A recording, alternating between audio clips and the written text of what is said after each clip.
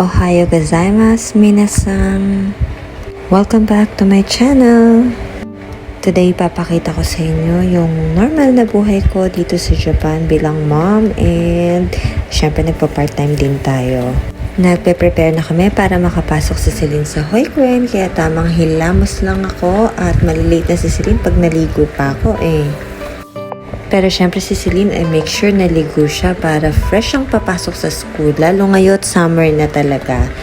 Thank God kasi pag ganitong nagpe-prepare kami, hindi grumpy si Celine. Di na din mahirap pakainin. Alam niya na kapag sa morning may prepare na akong pagkain sa table, uupo na lang yan para kumain. Grabing init din talaga ngayon dito sa Japan. Kaya talagang nagsa-sunblock din si Celine at ako. Kasi 10 minutes na ride ng bike yung Hoikuen simula dito sa bahay. Uso din talaga yung mga viruses dito sa mga school. Madalas nagkakasakit ang mga bata. But I always pray na si Celine ay hindi mahawa. And pinagpipray ko rin yung mga teachers at yung school na i-protect sila from sa mga masasamang tao o kaya naman maging mahaba ang pasensya ng mga teachers sa mga bata. Iba rin talaga yung challenge. Siyempre alam ko yan na ang mga bata ay mahirap talagaan lalo kung medyo madami sila. Kaya naman lagi kong pinagpipray yung mga teachers na maging mahaba yung mga pasensya nila.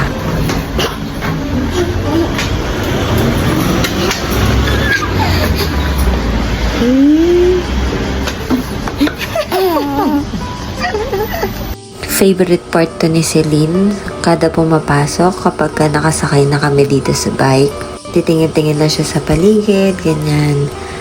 Until makarating kami doon sa Hoikuen.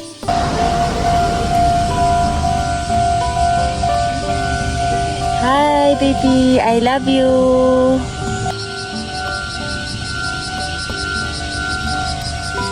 Ayan, dyan kami galing.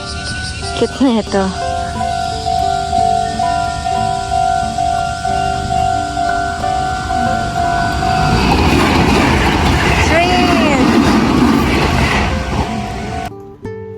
Sobrang mabilisan akong bumabalik dito sa bahay kasi may class pa ako. Pero syempre, konting ligpit muna dahil ang daming kinalat ni Celine. One of my favorite perks is nakapambahay ka lang na pumapasok sa trabaho. Syempre, gagandahan mo yung pambahay mo para hindi halata, diba? 4 hours straight nga pala tong class ko today. Then may 10 minutes break in between of the classes. Yan, after class, meron kaming mga pakonting meeting and nagbababay na sa amin yung coordinator namin dahil last day of work na ngayong first semester at 1.5 months din kaming walang pasok dahil Natsuyasumi. Yay!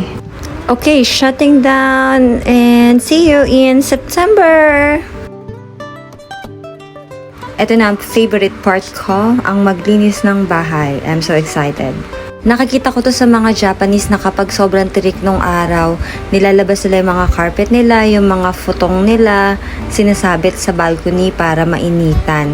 So ako, carpet yung ilalagay ko.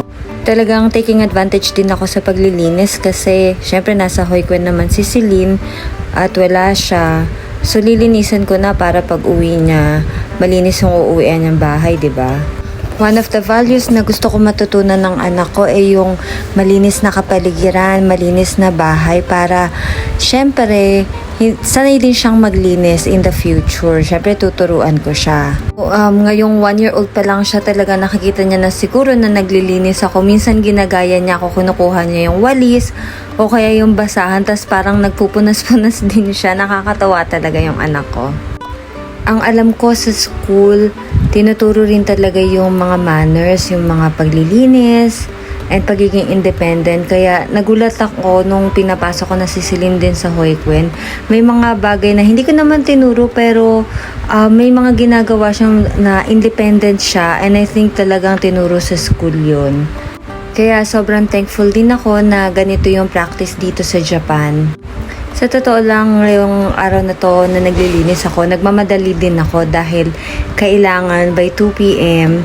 nakatapos na ako maglinis para makapagsundo na rin ako kay Celine ng 3. And may plano pa kasi akong pumunta ng Daiso para bumili ng mga gamit kasi magsiswimming kami sa Sabado. So ayan na nga, medyo nakaabot tayo sa oras, nakaligo na rin ako para medyo fresh. Pero syempre dahil nagbabike tayo, magiging hulas din tayo maya-maya, 'di ba? Pero okay lang 'yon, maliligo na lang ulit kami ni Celine pag-uwi. So speaking sa paliligo, talagang pinapaliguan ko si Celine after school kasi para ma-wash out yung mga viruses na pwedeng makuha sa labas. Bilang pag-iingat na rin, syempre ayaw natin na nagkakasakit ang mga bata. Pero kung magkasakit man, hindi naman si Celine talaga nagiging malala pag nagkakasakit. Yun ang pinagpapasalamat ko rin talaga kay Lord. Ayan, kung makikita ninyo yung dala ko, may neck cooler, fan, tas may tinapay dyan at saka tubig. Ayan, naalis na ako. Ganyang katirik. Grabe. Okay, eto nga pala yung bike ko. Mama Chari bike daw ang tawag dyan dito sa Japan kasi kayang maglagay ng baby doon sa harap kung nakikita nyo. Ayan na, si Celine. Sinundo ko na yan. Masaya na siya. And gusto niya pang sumakay dyan kay Anpaman. And papag-enjoyin ko muna siya. Thank you for watching, guys. I hope you like our videos. Huwag niyo po sanang kalimutan na iboto ko sa darating na eleksyon. Charot! Huwag niyo po sanang kalimutan na mag-like and subscribe. Thank you so much, guys. Bye-bye!